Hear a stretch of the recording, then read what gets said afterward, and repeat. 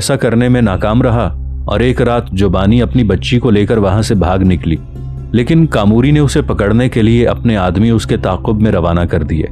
इसी फिरार और भाग दौड़ में दोनों माँ बेटी पकड़ी गईं। इसके बाद मुझे मालूम नहीं कि उन दोनों माँ बेटी का क्या बना और अब वो किधर हैं और कहाँ हैं। हाँ, मुझे सिर्फ इस कदर खबर है कि सिनान शहर का एक मुसलमान जवान था, उसका नाम अहमद था। उसे खबर थी कि जोबानी की बेटी जिसका नाम यशबा है वो कहाँ है। इस दौरान जोबानी का शौहर मंताश भी अपनी बीवी और बेटी की तलाश में निकला और उसे एक हुस्ने इत्तेफाक कहो कि मंताश और उस मुसलमान अहमद की मुलाकात हो गई। अहमद ने जोबानी और यशबा के मुतालिक उसे सब कुछ बता दिया। इन हालात का इल्म कामूरी को भी हो गया। उसे खदशा लाहिक हो गया कि जोबानी का शौहर मंताश उसे कत्ल कर देगा, लिहाजा वो मंताश और अहमद दोनों से छुटकारा चाहता था। इस बिना पर कामूरी ने एक भारी मुआवजा देकर हमारी खिदमत हासिल की और हमने मंताश और अहमद दोनों को बारी बारी मौत के घाट उतार दिया। अहमद को हमने उसके घर पर मारा और मंताश पर हमने उस वक्त हमला किया जब वो सीनान शहर से निकल रहा था। कुछ देर उसने हमसे जमकर मुकाबला किया, जिसमें वो बुरी तरह जख्मी हो गया। फिर वो अपने घोड़े को एड़ लगाकर भाग निकला। हमने उसका ताक़ुब किया, लेकिन उसका घोड़ा ऐसा बर्क रफ्तार था कि वो मंताश को लेकर भाग गया और हम उसे पकड़ नहीं सके। वो ऐसा बुरी तरह जख्मी हुआ था कि हमें पूरा यकीन था कि वो घर पहुंचने से कबल ही मर जाएगा, लिहाजा हमने कुछ देर बाद उसका ताक़ुब तर्क कर दिया। मंताश मुझे बड़ी अच्छी तरह जानता था, क्योंकि वो मेरे भाई तमान की सराय में अक्सर ठहरा करता था और मेरी उससे मुलाकात होती रहती थी, क्योंकि वो अपनी बीवी और बेटी की तलाश में अक्सर इधर आया जाया करता था। जो कुछ मैं जानता था वो मैंने तुमसे कह दिया है। अब तुम जो चाहो मेरे साथ सलूक करो। काश मैं तुम्हें उस वक्त ही ठिकाने लगा देता जब तुम पहली बार हमारी सराय में दाखिल हुए थे, और अगर मैं ऐसा कर देता तो ना मेरे साथी मारे जाते, ना मैं तुम्हारे हाथों यूं बेबस और मजबूर होता। कोमर खामोश हो गया। यसुताई ने गुर्राती हुई आवाज में कहा, अब ये बताओ कि सिनान और टेंकवान शहर कहाँ हैं? रहम तलब निगाहों से कोमर ने यसुताई की तरफ देखा और कहा, जिस शहर की सराय से तुम मुझे उठाकर लाए हो उससे आगे 10 मील के फासले पर सीनान शहर आबाद है। उस शहर के मशरिक में सिर्फ 1 फरलांग के फासले पर एक दोराहा है। एक शाहरा सीधी आगे की तरफ दरियाए हवांगू और दरियाए ग्यांगसी की तरफ जाती है, यही रेशम की शाहरा है। दूसरी शाहरा बाएं तरफ मुड़ती है और ये सीधी टंकवान शहर को जाती है, जो वहां से सिर्फ 5 मील के फासले पर है। और इसी शहर के जनूब हिस्से में कामूरी की हवेली है।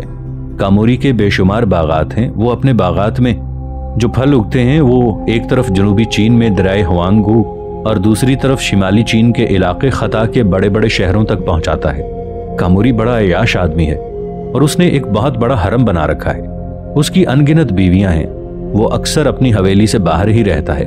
कभी कभी जब उसके फल ज्यादा होते हैं तो ये फल मंगोल कबाइल में भी भेजता है। उस काम के लिए उसने बहुत से कारिंदे रखे हुए हैं। अब वो बूढ़ा हो चुका है, लेकिन जो काम वो किया करता था वो अब उसका बेटा करता है। यसुताई ने अपना गुस्सा बड़ी मुश्किल से जब्त किया हुआ था।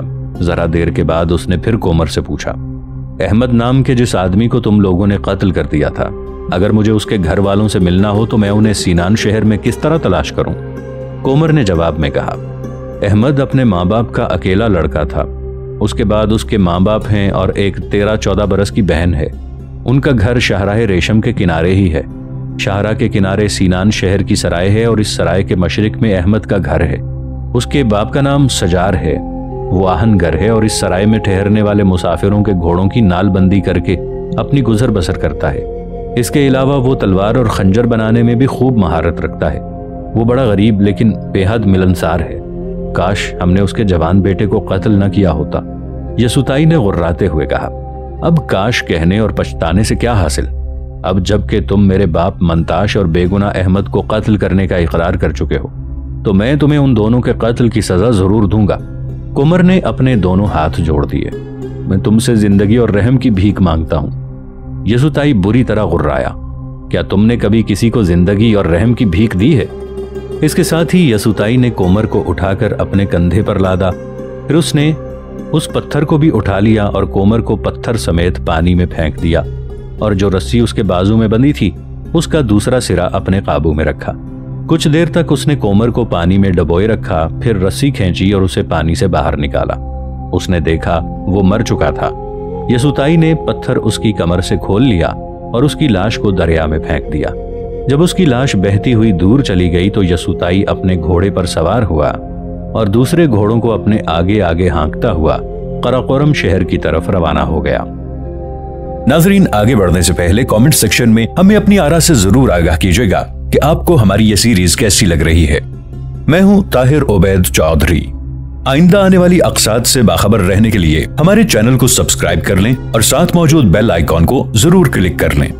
شکریہ۔ اپنے آگے آگے گھوڑوں کو ہانکتا ہوا یسوتائی تموچن کے مہمان خانے کے سامنے آ رکا۔ تموچن نے اسے دیکھ لیا تھا، لہٰذا وہ اپنے مہمان خانے سے باہر آ کر اس سے ملا۔ اس کے بھائی تموجو، قصار اور ملکوتی بھی اس کے ساتھ تھے۔ جب وہ تینوں اس سے بغلگیر ہو کر مل چکے تو یسوتائی نے کہا، اے سردار، میں تمہارے لیے عمدہ نسل کے گھوڑے لایا ہوں اور یہ تمہارے لشکر میں کام آئیں گے۔ میں اپنے باپ کے قاتلوں اور اپنی ماں بہن کے دشمنوں سے اور قریب ہوا ہوں۔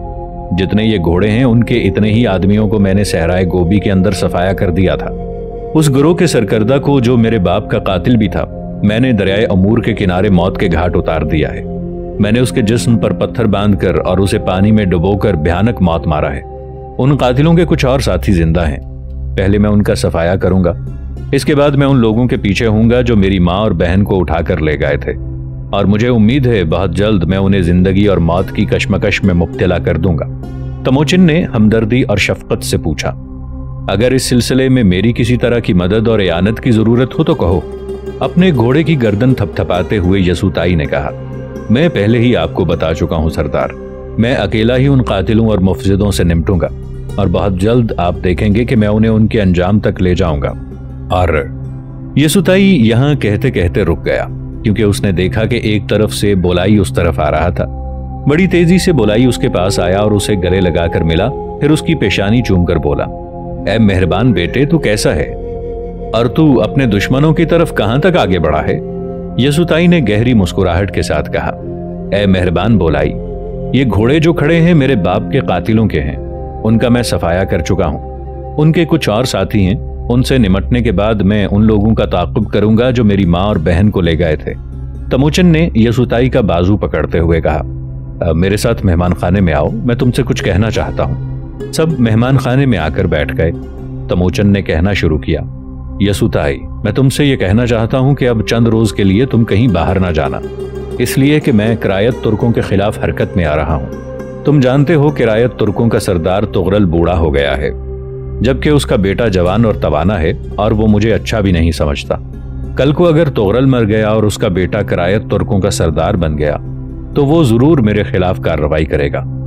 اس لیے ایسا موقع آنے سے قبل ہی میں کرایت ترکوں کو زیر کر کے اور انہیں اپنے لشکر میں شامل کر کے اپنی عسکری قوت اور حیثیت میں اضافہ کر لینا چاہتا ہوں، اور اگر میں نے ایسا نہ کیا تو کل کو تغرل اور اس کا بیٹا میرے خلاف ضرور ایسا کوئی قدم اٹھائے گا۔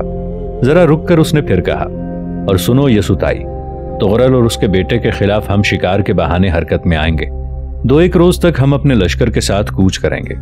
بظاہر ہمارا مقصد یہی ہوگا کہ ہم اپنے قبائل کو گوشت مہیا کرنے کے لیے شکار کی غرض سے نکلے ہیں۔ یہ لشکر کرایت ترکوں کی سرزمین میں شکار کھیلے گا، اور جب سردار تغرل ہمیں اپنے علاقے میں شکار کھیلنے سے منع کرے گا تو ہم اس بات کو طول دیں گے اور کوشش کریں گے کہ جس کے نتیجے میں جنگ کی نوبت آئے گی۔ اس طرح کرایت ترکوں پر حملہ کرنے کا ایک جواز نکل آئے گا، اور ہم تغرل اور اس کے بیٹے کو قتل کر کے کرایت ترکوں کو اپنے لشکر میں شامل کر لیں گے۔ اور اگر ایسا ہم کرنے میں کامیاب ہو گئے تو ان علاقوں کے اندر کوئی بھی ہماری عسکری قوت کے خلاف بغاوت کرنے کی جرت نہیں کر سکے گا۔ اس کے بعد ہم اپنے علاقوں کو اور سمتوں میں پھیلانے کی کوشش کریں گے۔ اب تم کہو کیا کہتے ہو میری اس تجویز کے بارے میں؟ لیوستائی نے کہا، میں آپ سے اتفاق کرتا ہوں۔ جانوروں کے شکار کی آڑ میں انسانوں کا شکار کھیلنے کی یہ ترغیب یقیناً کامیاب رہے گی۔ تموچن نے گہری مسکراہٹ کے ساتھ کہا، اگر ایسا ہے تو اب تم جا کر آرام کرو، کل یا پرسوں اس مہم کا آغاز کیا جائے گا۔ یسوتائی اور بولائی اٹھ کر باہر نکل گئے، جبکہ تموچن کے آدمی ان گھوڑوں کو لشکرگاہ کی طرف لے جا رہے تھے جو یسوتائی لایا تھا۔ یہ 12ویں صدی کے اختتام کا زمانہ تھا۔ تموچن اپنے لشکر کے ساتھ ان دریاؤں کے کنارے کنارے شکار کھیلتا ہوا آگے بڑھ رہا تھا جو کرایتوں کی سرزمین کی طرف جاتے تھے۔ اس علاقے میں 12 سنگھے، ہرن اور اس قسم کے دوسرے جانور بکثرت پائے جاتے تھے، یہاں تک کہ شکار کا یہ کھیل کھیلتا ہوا وہ کرایت ترکوں کی سرزمین میں داخل ہو گیا۔ اس کے ساتھ اس کے خیمہ پوش کبت تھے جنہیں بیل کھینچا کرتے تھے۔ اس کے علاوہ اونٹ بھی تھے جن کے اندر ان کی عورتیں تھیں۔ تغرل کے علاقے میں داخل ہو کر کبتوں کے بیل کھول دیے گئے، چھکڑوں کے اونٹوں کو چھوڑ دیا گیا، خیمے نصب کر کے ایک پڑاؤ گاہ بنائی گئی، اور اب تموچن تغرل کے علاقے کے اندر دور دور تک شکار کرنے لگا تھا۔ اس کا اصل مدعا تغرل کو بھڑکانا اور برانگیختہ کرنا تھا، اس لیے کہ کرایتوں کی اس سرزمین سے بڑی دلچسپی تھی۔ اس کی ایک وجہ یہ بھی تھی کہ کرایت ترکوں کے شہر اس شاہراہ پر تھے جسے شاہراہ مشرق کہا جاتا تھا، اور یہ شاہراہ مشرق میں دریائے ہوانگہو اور مغرب میں بحر اسود تک چلی جاتی تھی۔ کرایت ترکوں کا ایک طرح سے اس شاہراہ پر کنٹرول تھا، اسی بنا پر تموچن ان علاقوں پر قبضہ کرنے کا تہیہ کر چکا تھا۔ تغرل کی سرزمین میں خیمہ زن ہونے اور وہاں دور دور تک شکار کھیلنے کے علاوہ اس نے ایک تیسرا کام یہ کیا کہ جدھر جدھر سے تغرل کے عساکر آنے کا خطرہ تھا، اس نے اس طرف اپنے لوگ پھیلا دیے۔ دوسری طرف تغرل کے دربار میں تموچن کے دشمن بھی تھے، اور وہاں اس کا سب سے بڑا دشمن توقتا بیغ تھا۔ یہ ان مکریت قبائل کا سردار تھا جو تموچن کی بیوی بورتائی کو اٹھا کر لے گئے تھے۔ تموچن نے تغرل کی مدد سے مکریتوں پر فتح حاصل کرنے کے علاوہ ان سے اپنی بیوی بھی حاصل کر لی تھی۔ آج وہی تموچن جو ضرورت کے وقت تغرل کو پکارا کرتا تھا، نمک حرامی کا ثبوت دیتے ہوئے تغرل کے خلاف ننگی جارحیت کا مظاہرہ کرنے پر تلا ہوا تھا۔ توقتا بیگ اور تموچن کے دوسرے دشمنوں نے جو اس وقت تغرل کے دربار میں موجود تھے، تغرل کو تموچن کے خلاف بھڑکایا کہ وہ ناجائز طور پر اس کی سرزمین کے اندر شکار کر رہا ہے۔ اس پر برہم ہو کر تغرل نے دو ایک بار اپنے آدمی بھیج کر اسے کہلوایا کہ وہ اس کے علاقے سے نکل جائے، لیکن جب تموچن نہ مانا تو تغرل نے اس کے خلاف لشکر کشی کر دی، اور یہی تموچن چاہتا بھی تھا۔ کرایت ترکوں نے جس تیزی سے منگولوں پر یلغار کی، تموچن ایسا سوچ بھی نہیں سکتا تھا۔ کرایت ترکوں کے ہراول دستوں کی اطلاع تموچن کو اس کے جاسوسوں نے اس وقت دی جب ترک اس کے سر پر آ چکے تھے۔ اس کے جاسوسوں نے یہ اطلاع بھی دی کہ ترکوں کے ہراول دستوں کے پیچھے پیچھے تغرل اور اس کا بیٹا بھی ایک لشکر لے کر آ رہے ہیں۔ یہ خبریں ملنے پر تموچن ایک طرح سے افراتفری کا شکار ہو گیا، لیکن اس نے اپنے آپ کو سنبھالا۔ رات کی تاریکی میں اس نے کوہستانوں کی ایک کھو کے اندر عورتوں کو محفوظ کر دیا۔ اپنے پڑاؤ کو اس نے چھوڑ دیا، ریوڑوں کو ادھر ادھر منتشر کر دیا۔ پڑاؤ کو اس نے ایسا ہی رہنے دیا۔ خیموں سے ڈھکے ہوئے کبت اور چھکڑے بھی اپنی جگہوں پر کھڑے رہنے دیے گئے، اور اپنے لشکر کے ساتھ وہ کسی محفوظ جگہ کی تلاش میں نکل بھاگا۔ اسے یقین تھا کہ ترک اس کے پڑاؤ کو چاروں طرف سے گھیر کر آگ لگا دیں گے، اور اگر ایسا نہ بھی کریں تو کم از کم ان کا قتل عام ضرور کریں گے، کیونکہ جو خبریں اس کے جاسوسوں نے اسے مہیا کی تھیں ان کے مطابق ترکوں کی تعداد اس کے لشکر سے کئی گنا زیادہ تھی۔ وہ اس طوفان سے خوفزدہ ہو گیا تھا جو رات کی تاریکی میں کرایت ترکوں کی صورت میں اس کے خلاف اٹھ کھڑا ہوا تھا۔ اپنے لشکر کے ساتھ تموچن 8-9 میل شمال کی طرف چلا گیا۔ وہاں کوہستانی سلسلے میں ایک ایسی جگہ تھی جہاں وہ جم کر دشمن کا مقابلہ کر سکتا تھا۔ یہ ایک کھلا میدان تھا جو شمال کی طرف بتدریج تنگ ہوتا چلا گیا تھا۔ اس میدان کے مغرب اور مشرق اور شمال میں پہاڑ تھے، اور جنوب میں اس کے اندر داخل ہونے کا وسیع راستہ تھا، لیکن اس میں داخل ہونے کے بعد شمال میں آگے بڑھنے کے لیے انتہائی تنگ راستہ تھا جس میں سے کسی لشکر کو گزرنے کے لیے خوب سمٹنا پڑتا تھا۔ بس اسی میدان کے اندر تموچن نے کرایت ترکوں سے نمٹنے کا ارادہ کر لیا تھا۔ اب وہ مطمئن تھا کیونکہ جنگ کے لیے اسے مناسب جگہ مل گئی تھی، اور اس پر اسے مزید یہ بھی یقین تھا کہ کرایت ترک چونکہ نصرانی ہیں، لہذا دوسرے ترک قبائل جو اسلام قبول کر چکے ہیں ان کی مدد کے لیے نہیں آئیں گے۔ اس میدان کے ارد گرد جو پہاڑی سلسلہ تھا اس کا نام کوہستان ببتا تھا، اور تموچن نے ہوشیاری سے کام لیتے ہوئے میدان کے مشرقی اور غربی بازوؤں پر کوہستان جپا کے اوپر ہی پتھروں کی اوٹ میں اپنے لشکریوں کو بٹھا دیا۔ کوہستان کا شمالی حصہ جو تنگ تھا وہ اس نے ایسے ہی چھوڑ دیا۔ صبح کے وقت ترک مار دھاڑ کرتے ہوئے جب منگولوں کی خیمہ گاہ میں داخل ہوئے تو انہوں نے دیکھا کہ پڑاؤ کے اندر خاموشی طاری ہے اور جا بجا آگ کے الاؤ روشن تھے۔ انہیں شبہ ہوا کہ منگول اپنے یورتوں میں غفلت کی گہری نیند سو رہے ہوں گے، لیکن جب پڑاؤ میں داخل ہوئے تو انہوں نے دیکھا خیمے خالی پڑے تھے۔ ریوڑوں اور لشکریوں کا کوئی نام و نشان تک نہ تھا۔ وہ سمجھ گئے کہ منگول اپنے پڑاؤ سے بھاگ گئے ہیں، لہٰذا وہ ان کے گھوڑوں کا تعاقب کرتے ہوئے بڑی تیزی کے ساتھ شمال کی طرف بڑھے، یہاں تک کہ وہ اسی میدان میں جا پہنچے جس کے دونوں طرف کوہستان جبتہ کے اوپر تموچن نے اپنے لشکری چھپا رکھے تھے۔ تموچن کا خیال تھا کہ وہ ترکوں پر دو طرفہ تیر اندازی کر کے انہیں اپنے آگے جھکنے پر مجبور کر دے گا، لیکن ترک بھی بڑے حساس ثابت ہوئے۔ اس میدان میں داخل ہونے کے بعد وہ دشمن کی بو پا گئے تھے، اس بنا پر وہ سنبھل گئے اور محتاط ہو کر انہوں نے اپنی ڈھالیں اپنے آگے کر لی۔ جو ہی تموچن نے اپنے لشکریوں کو تیر اندازی کا حکم دیا، ترکوں نے اپنی ڈھالوں کی آڑ میں اپنا دفاع کر لیا۔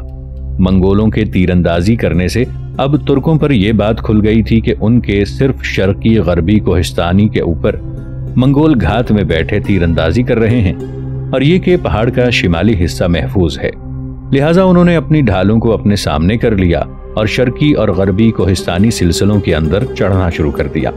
گو ترکوں کے اوپر چڑھنے کی رفتار سست تھی، کیونکہ کوہستانوں کے اوپر سے ان پر تیر برسانے کے علاوہ پتھر بھی لڑکائے جا رہے تھے، پھر بھی وہ ایک دوسرے سے کندھے سے کندھا ملاتے اپنے سامنے اپنی ڈھالوں کی دیوار بنائے آگے بڑھ رہے تھے۔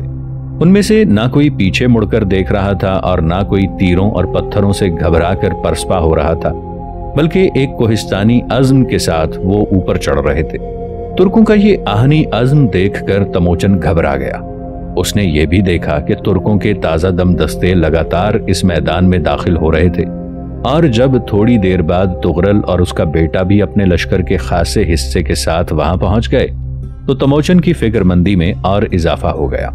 اس وقت تموچن کے پاس یسوتائی، سوبدائی اور تموچن کا علمبردار گلدار کھڑے تھے۔ یہ منکوت قبیلے کا سردار تھا اور تموچن کا علمبردار تھا۔ ان تینوں کو مخاطب کرتے ہوئے تموچن نے پریشان اور بکھری بکھری آواز میں کہا، اے میرے عزیزو، ہم ایک انتہائی مشکل صورتحال میں پھنستے جا رہے ہیں۔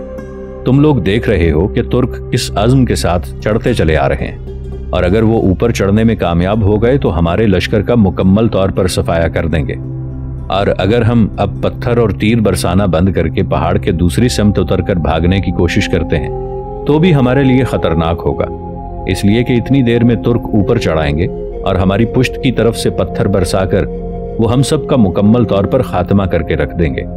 اب ہمیں بد سے بدترین حالات کا سامنا کرنے کے لیے تیار ہو جانا چاہیے۔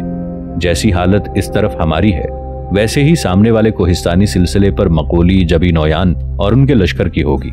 اس موقع پر یسوتائی نے سوچنے کے انداز میں کہا، اے خان، ہم نے اپنے سارے لشکر کو ان دو پہاڑوں پر متعین کر کے غلطی کی ہے۔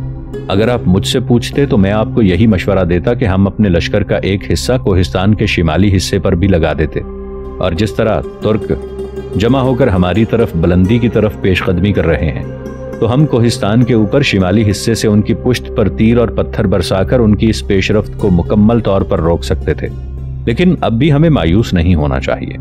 لشکر کے کچھ دستے مقرر کیے جائیں جو کوہستان جبتہ کی شمالی بلندیوں پر اپنا علم نصب کر کے نیچے اتریں اور ترکوں پر حملہ کر دیں۔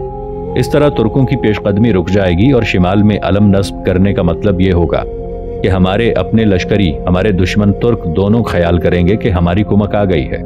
اس سے ہمارے لشکریوں کے حوصلے بلند ہوں گے اور ترکوں پر اس کے منفی اثرات مرتب ہوں گے۔ تموچن نے آگے بڑھ کر یسوتائی کو گلے لگاتے ہوئے کہا، قسم جاویدانی نیلے آسمان کی، جو کچھ تم کہہ رہے ہو اس پر مجھے شروع ہی سے عمل کرنا چاہیے تھا، پر اب اس موقع پر جب اس کام میں کافی دیر ہو گئی ہے۔ اے یسوتائی، صرف تم ہی اس کام کو سر انجام دے سکتے ہو۔ میں تمہارے لیے لشکر کا ایک حصہ علیحدہ کرتا ہوں، تم گلدار کو اپنے ساتھ لو اور اپنی ترکیب کے مطابق حملہ آور ہو جاؤ۔ اگر کوئی تبدیلی کرنی ہوئی تو میں تم سے تیز رفتار سواروں کے ذریعے رابطہ رکھوں گا۔ منگولوں کے اس چکر کاٹ کر حملہ آور ہونے کی ترکیب کو تولغما یا پرچم کی یورش کہا جاتا تھا۔ یسوتائی نے سر کو خم کرتے ہوئے کہا، اے خان، میں تو ہمہ وقت تمہاری خدمت کے لیے تیار ہوں۔ تموچن نے فوراً لشکر کا ایک حصہ یسوتائی کے لیے علیحدہ کر کے شمال کی طرف بھیج دیا۔